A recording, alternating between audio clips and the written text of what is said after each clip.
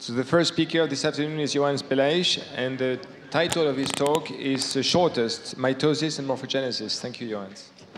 So, good afternoon, everyone. So first, I would like to thank Thomas for the very kind invitation to present our work, which deals with cell division and tissue morphogenesis. And so to illustrate the two questions we would like to ask during my talk, I would like to show you this beautiful movie of the early development of a zebrafish embryo, where both DNA and membrane has been labeled. And what you can appreciate during the development of this tissue is that the process of proliferation and the process of morphogenesis by which you shape organs are coordinated.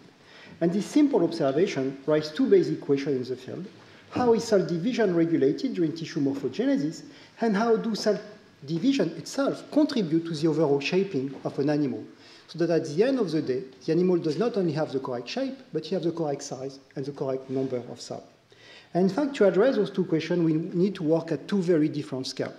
First, at the cell scale, we need to understand the process of cell division. And the process of cell division has been intensively studied from the temporal point of view. When do cells grow? When do cells divide?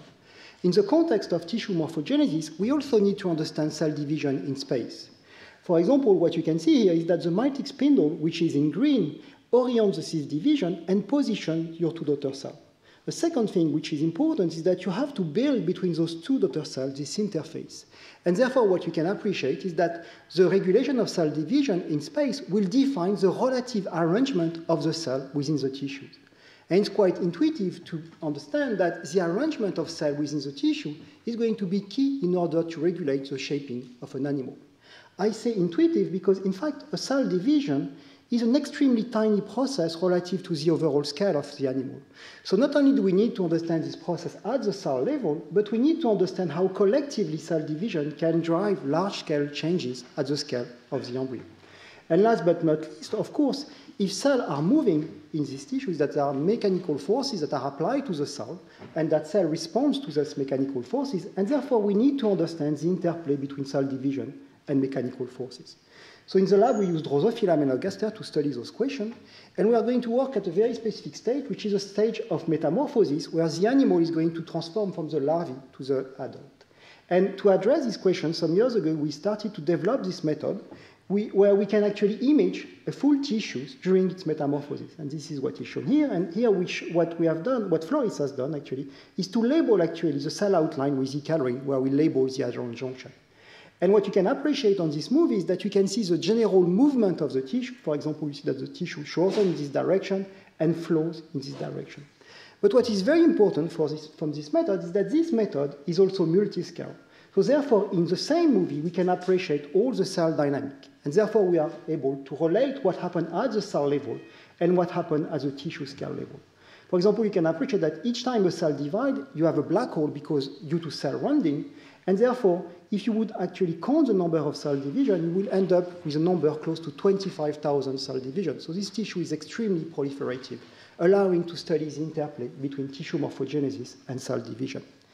And over the year, we have been studying those questions related to cell division, both at the cell level and also at the tissue scale level, trying to link what happened at the cell and tissue scale level or in group of cells.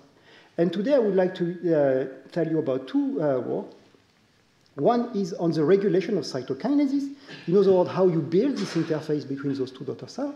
And then I will tell you about some of the general tools we have developed, allowing to actually bridge what happened at the cell level and what happened at the tissue scale level. So cytokinesis is the last step of cell division, and it has been extensively studied from the single cell point of view. Cytokinesis is actually driven by a myosin contractility, where an actomyosin ring assembles at the equator of the cell and therefore deforms the membrane, leading to the contraction and the formation of a tiny point called the midbody. This contractility is driven, of course, by myosin, by rock, and also by septin and aniline, which are important in order to attach this ring to the membrane. And if you look actually at what happened when you look at two dividing cells in a petri dish where they are in isolation, it's exactly the situation you have at the end of the process. You see actually this tiny interface formed between your two daughter cells. And having actually 25,000 cell division, we thought that it would be very important actually to study how you generate this interface between your two daughter cells. So this question has attracted actually the study by many labs, and there is several reasons for this. Obviously, each time you divide, you will reform a new adherent junction at the interface between your two daughter cells. So if you think about a tissue which is growing, in fact, most of the interfaces and most of the adherent junction that you build between your two daughter cells are the ones that will be actually present in your tissues. In other words, if you would like to understand how polarity is actually maintained through proliferation, you need to understand how you build new adherent junction at the time of cytokinesis. Furthermore, it has been shown that this is also very important for the regulation of planar cell polarity or for the transmission of signal between two daughter cells.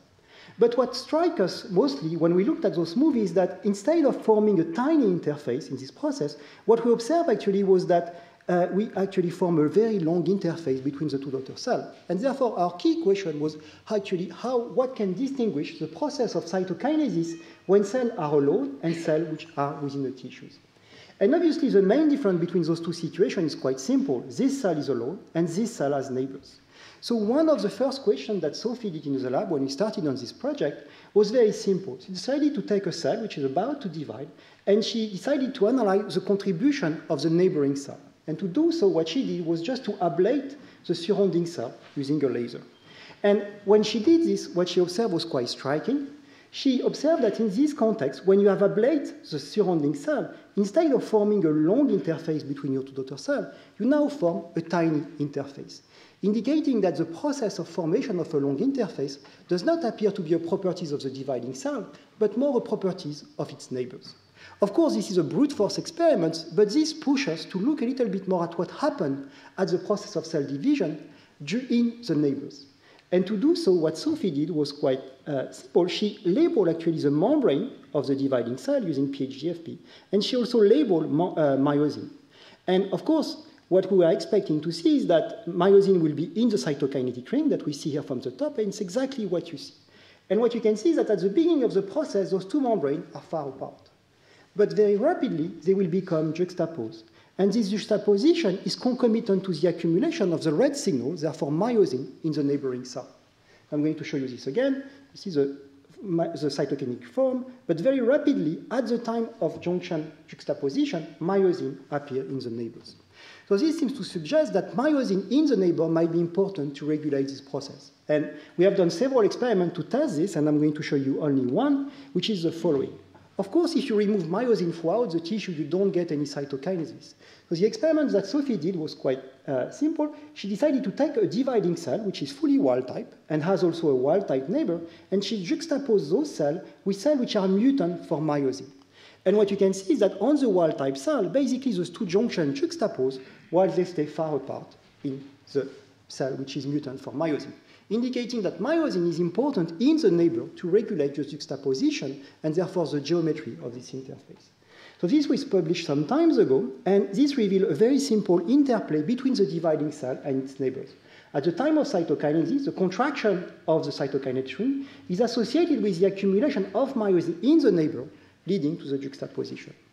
What was quite important for us is that there was this beautiful paper from the Jérôme Gros lab that was published more recently, where he showed actually that in chick embryo, so in vertebrate, contractility in the neighbors is also important to regulate the geometry of the interface. And furthermore, he went a little bit further than we did and showed that the nature of this interface is quite important in order to regulate the overall dynamic of our tissues. And therefore, a key question that emerged from those studies was how a dividing cell can actually signal to its neighbors in order to regulate the formation of this interface and therefore the overall dynamic of the tissues. So Diana, who started this project, decided to do a set of very simple experiments to test whether, in fact, this signal is not is not due to mechanics. So the first experiment that Diana did was simple. She actually ablated the cytokinetic ring. And when she does this, what she sees is that the membrane recoil, telling you that, in fact, there is tension exerted by the cytokinetic ring because the velocity at which this recoil takes place is a proxy for the magnitude of the force which is exerted by the cytokinetic ring. What you can also appreciate on this movie is that when you ablate, you reduce actually the accumulation of myosin in the neighbors. suggesting that maybe contractile force exerted by the cytokinetic ring are important to accumulate myosin in the neighbors. So to test this more directly, what Diana did was to try to look at mutants that might affect the magnitude of the force which is exerted by the dividing cell. So this is a wild-type case, and if you ablate, you can measure a certain recoil velocity, which scales with the magnitude of the force which is exerted by the cytokinetic ring. And what she did was to take, for example, this mutant, which is septin in fly, and what she found in this case is that you have a striking reduction of the magnitude of the force which is exerted by the cytokinetic ring. Of course, the next experiment was to look what happened in the neighbor in this context, and when she generates dividing cells which are mutant for peanuts, so therefore they exert less forces, what she could observe is that the amount of myosin which is accumulating in the neighbors is strikingly reduced. Of course, this might reflect a specific function of septin in the dividing cell. So to challenge this hypothesis, he decided to look at other mutants that might reduce the force that is exerted by the dividing cell. And for example, she looked, of course, at peanuts, as I just showed you, but she looked at rock and she looked at aniline. And those genes have different functions during the process of cytokinesis. But what's quite striking is that if you measure the force which is exerted in those different mutants, you have a nice scaling relationship with the amount of myosin which is accumulating in the neighbors. So those data suggested that, in fact, there is a relationship between the amount of force which is exerted by the dividing cell and the amount of myosin which accumulate in the neighbors. So this prompts us to look more closely at whether this signal was not indeed a mechanosensing signal. And I think you had a beautiful introduction by Al-Fayyad on the process of mechanotransduction of adherent junction, and I will try to summarize, I think, years of work in one slide. And the basic idea behind mechanotransduction is that when cadherins are engaged through alpha-catenin to the underlying cytoskeleton, if you exert a force on the cadherin, this will lead to the process of mechanotransduction, which will reinforce adhesion. And most prominently, this often depends on the recruitment of vinculin. And you see that what is very important for this transduction to occur is that alpha-catenin is engaged actually with the underlying cytoskeleton so that the force can be sensed actually. So, of course, those seminal work from many labs give us a large number of candidates that we could test in the neighbor to check whether they are important for the signaling between the dividing cell and its neighbors. And as I say, vinculin is one of the most prominent ones, but when Diana looked at a vinculin mutant, what she observed is that, in fact, she did not reduce the amount of vinculin in the neighboring cell. And I have to say that she spent more than a year testing all the known molecules which has been so far involved in mechanotransduction, and at best, she reduced actually the rate at which you accumulate myosin, but she did never decrease actually completely the level of myosin, suggesting that, in fact, we are not looking at a classical mechanotransduction process, but at something which appears to be different.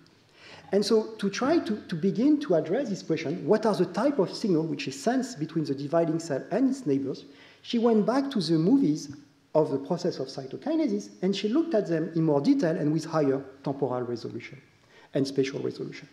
And I'm going to show you one of these movies. So here you have E-cadherin, which is labeled in green, and you have myosin, which is labeled in red. And obviously, at the light microscopy resolution, those two signals are actually colocalized.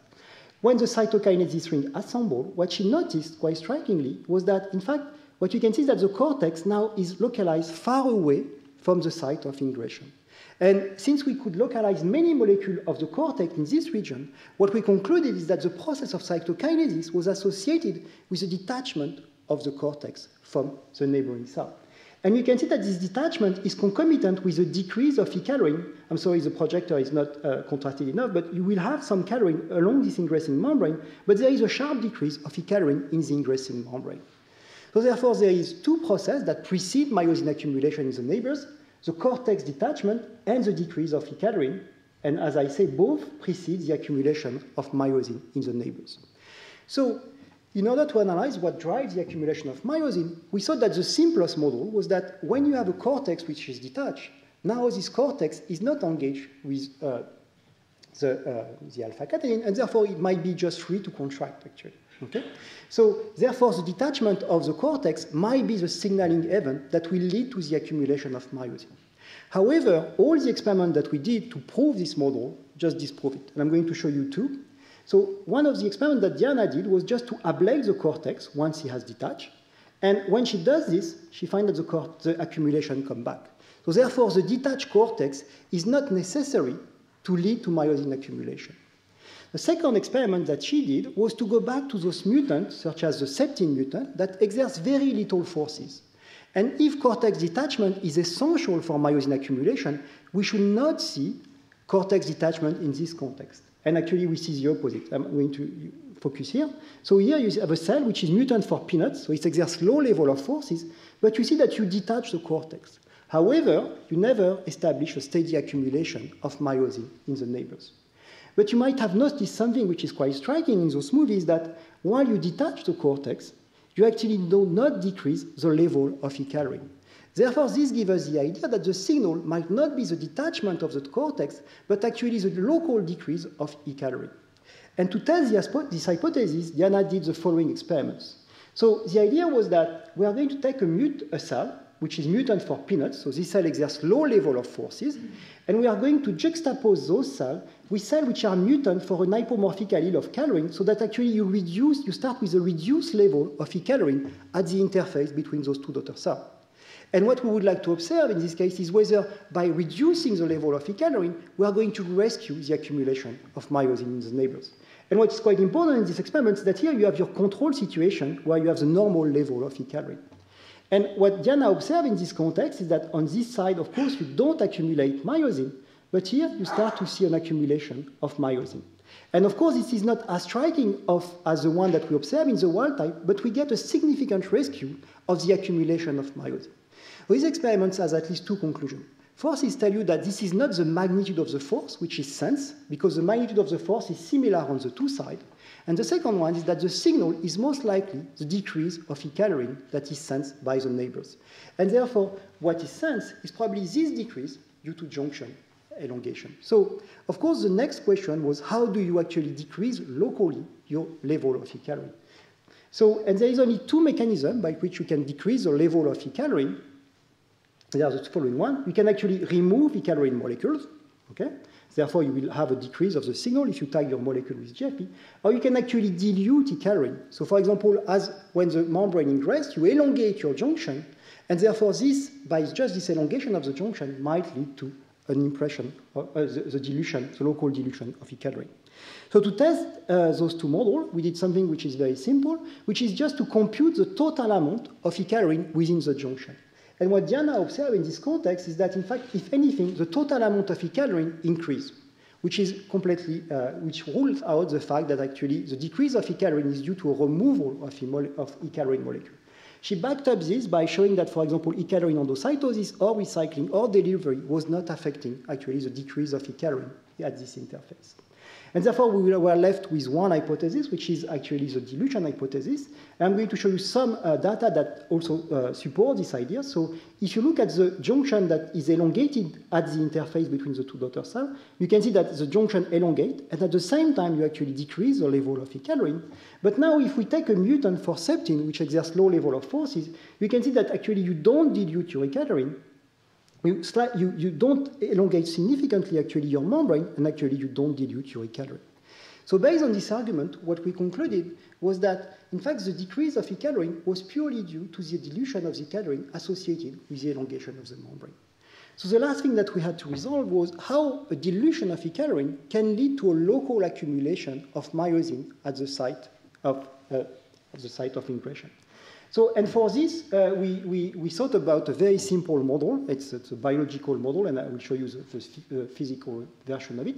So the idea is quite simple. The idea is that if you dilute your e-coloring, basically, again, the basic idea is that the engagement of alpha-catenin to the underlying cytoskeleton, what we thought creates some friction. Basically, you have some friction between those molecules. When you decrease e-coloring, now your cortex might be free, actually more free to contract. And so the idea that we wanted to analyze was whether, by modeling the dilution of e-coloring by a local decrease of friction, whether this will be sufficient to trigger an accumulation of myosin. So the way we did this was by modeling just this region of the cell. And the idea is that inside the ingression, we are going to assume that there is low friction. While here, we are going to assume that there is high friction. And the first thing to test was whether this simple model that only models this part is sufficient to lead to a myosin accumulation. And this is indeed what we observed, that in this model, we can get a steady-state accumulation of myosin just at this region. Furthermore, the model made two predictions. The prediction that he made was that, in fact, this accumulation of myosin should depend on actomyosin flows, whose velocity should depend on contractility. So therefore, this model gives us what was shown that it was sufficient to have this decrease of friction associated with reduction of E-calorie, but it made two predictions that we could test, whether the accumulation was due to actomyosin flows and whether this will depend on the contractility of the neighbors. So to address this question, the first thing that Diana did was actually to look at F-actin using the LifeAct probe, and here she only labeled the neighbors so that you can see the flows in the neighbor zone. And so quite nicely, she could observe that, in fact, the ingression was nicely associated with the retrograde flow of actin in the neighboring cell. And furthermore, if you actually reduce contractility in the neighbors, she actually loses these flows. And you can see that there is a striking decrease in the velocity of the flows, which is actually consistent and associated with a decrease of the accumulation of myosin. Therefore, based on this, we concluded that during cell division, at each cell division, there is a mechanosensing event that takes place between the dividing cell and its neighbors. And this mechanosensing event allows for the coupling of the cell division and the remodeling of this junction. And I think this is quite in light of Al-Fayyad showed you this morning, where you can see that the dynamic of cell during cell division or during apoptosis is also associated with communication between the cell and its neighbors. So to conclude, to move on, I would like now to show you what we have done at the cell, at the scale of the tissues. And obviously, when we look at those movies, our striking will was actually to describe what we see under the microscope. Because of course, very often, when you do biology, what you want to do is, first thing is to describe what you see. Of course, you can take these movies and put them in the computers and actually segment those movies. So this was done through the gigantic effort of Boris Guirao and Stéphane Rigaud in the lab. And you can see that actually you can actually follow all the cells and how they are dividing. Here the cells which are in green divide once, this one divide twice, and this time divide 3 times. You can actually also follow the flows of cells within these tissues and actually look at those displacement of cells. And if you look at those movies and put them in a computer, what you end up with numbers. So you get 25,000 cell division. We had to track 10 million cell contour. We had 200,000 cell arrangement and roughly 5,000 cell delamination. However, those numbers are quite relevant, but we are missing a piece of information which is illustrated by this very simple equation. So if you would like to understand the process of morphogenesis, what you have to do is to link what happened at the cell level and what happened at the tissue level. So therefore, what you would like to do is to relate the contribution of cell division, cell shape changes, cell rearrangement, and delamination to the overall growth of a tissue. However, when we look at those processes, here I'm going to show you a cell shape changes, here a cell rearrangement, here a cell division, and here a delamination, you can see that those processes are almost nothing in common. They are very different. So it's very hard to put them in the same equation. And to try to bring them in the same unit, Boris Guirao, in close collaboration with our long-standing collaborator, François Graner, developed a full formalism. And the idea of the formalism is quite simple, is instead of thinking about the cell, you have to think about the link between one cell and its neighbors.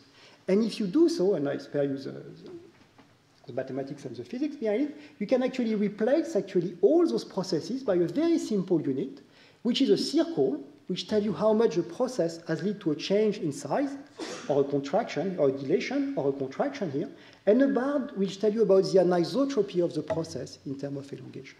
And therefore, what you can do is to replace those movies by a very simple quantification. Here I'm showing you only the bar, where you can look at the convergence extension, which is how local pieces of tissue has elongated. But what is important is that you can now decompose this convergence extension into the contribution of cell division, the one of cell shape changes, the one of cell rearrangement, and the one of apoptosis. And therefore, you can replace this very intuitive equation by a more rigorous one, where you are going to relate actually what happened at the cell level with what happened at the tissue scale level.